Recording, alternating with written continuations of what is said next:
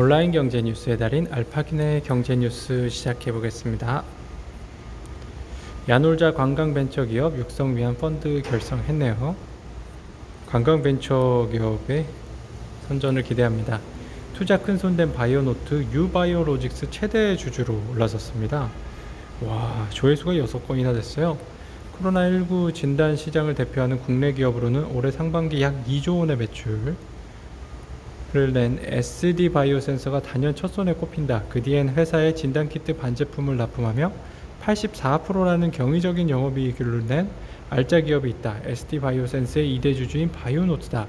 지난 상반기 매출 4,497억 원, 영업이익 3,758억 원의 실적을 냈다. 바이오노트는 적대적 M&A에 일단 선을 그었다. 회사 관계자는 일반 투자 목적이라고 했다. 하지만 업계와 시장에서는 유바이오로직스의 경영권 다툼이 벌어질 가능성도 배제하지 않고 있다.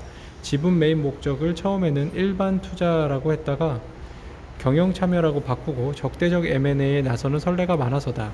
지분 매입 배경에 관심이 쏠리는 이유다. 바이오노트가 보유한 현금 자산은 6월 기준 3,179억 원이다. 바이오노트는 조용식 SD 바이오센서 의장이 최대 주주이자 회장을 맡고 있는 동물 진단 전문 기업이다. 지난 상반기 매출의 85%를 SD 바이오센스를 통해 올렸다.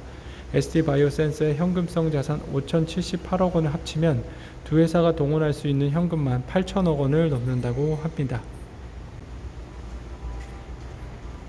네, 바이오노트 어디에 투자했을까요? 2020년 6월에 카브 동물용 백신 원천지수 보유 기업입니다.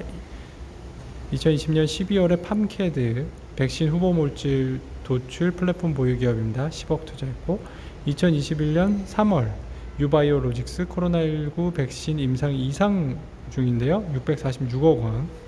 2021년 4월 CTC 바이오 자회사통의 백신 개발 중 37억 원.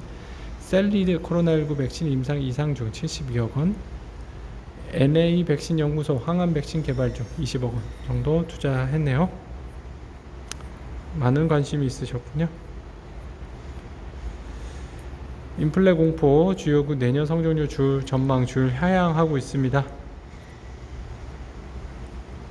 헥토콘이 뭔지 아십니까? 네, 이렇게 그림을 보시면 이마에 한 개의 뿔이 있는 흰말처럼 생긴 상상의 동물이 유니콘이죠. 유니콘이 10개 있으면 데카콘, 100개 있으면 헥토콘이라고 하네요.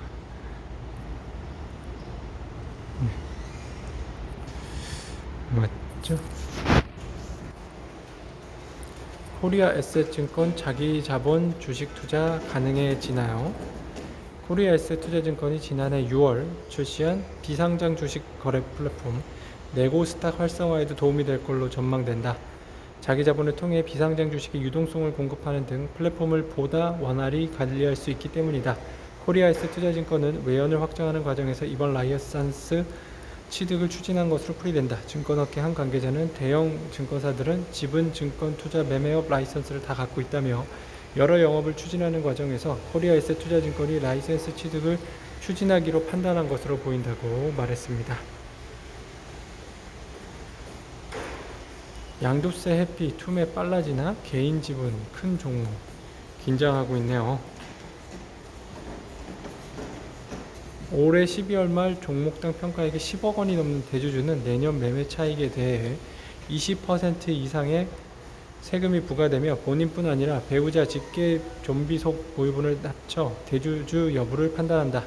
정부는 지난해 대주주 요건을 3억 원으로 낮추려고 했지만 여론 반발에 부딪혀 내년까지 10억 원을 기준으로 유지하기로 했으며 오는 2023년부터 5천만 원 이상의 양도 차익을 거둔 모든 주주가 과세 대상이다.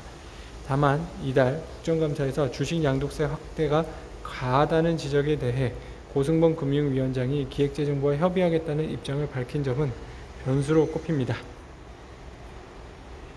정의선 반도체 품귀 지배주주 개편 GBC 등 관제도 산적돼 있네요. 앞으로 어떻게 잘 해결되시기를 기대합니다. 삼성 상속세 남의 일 아니네. 집안채 물려받아 세금도 집안채.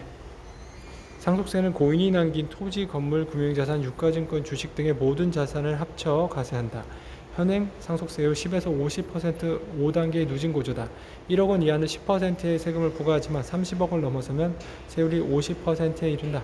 사마귀를 속한 달의 마지막 날부터 6개월 안에 상속세를 신고하고 납부하면 신고세액의 7%를 공제받을 수 있지만 기한을 넘기거나 제대로 신고하지 않으면 신고 불성실 20% 또는 부정행위 40% 명목으로 가산세를 물 수 있다.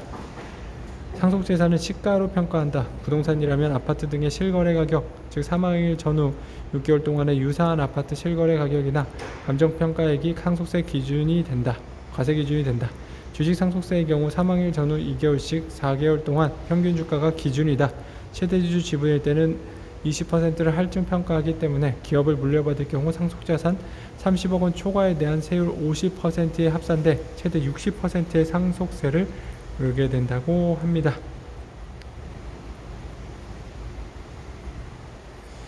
네, 알파균의 경제뉴스 오늘 여기까지 전해드릴게요. 감사합니다.